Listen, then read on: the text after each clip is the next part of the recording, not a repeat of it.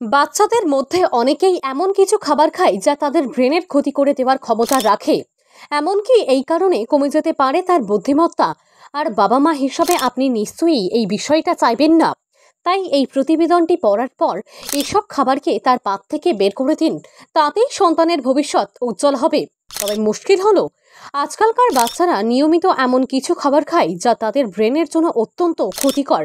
আর বাবা মায়েরা নিজেদের অসচেতনতার জন্য এই দৃশ্য দেখার পরও সেদিকে নজর দেন না।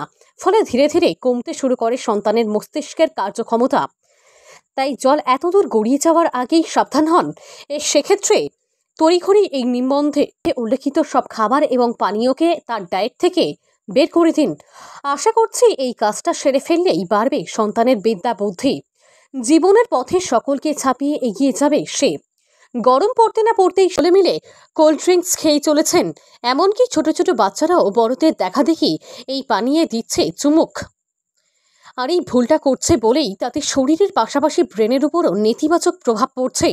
আসলে কোল্ড ড্রিঙ্কস হলো চিনি বা মিষ্টির ভাণ্ডার।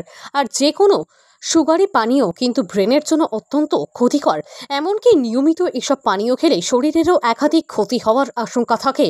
তাই সন্তানকে নিয়মিত এই পানীয় খেতে দেবেন না।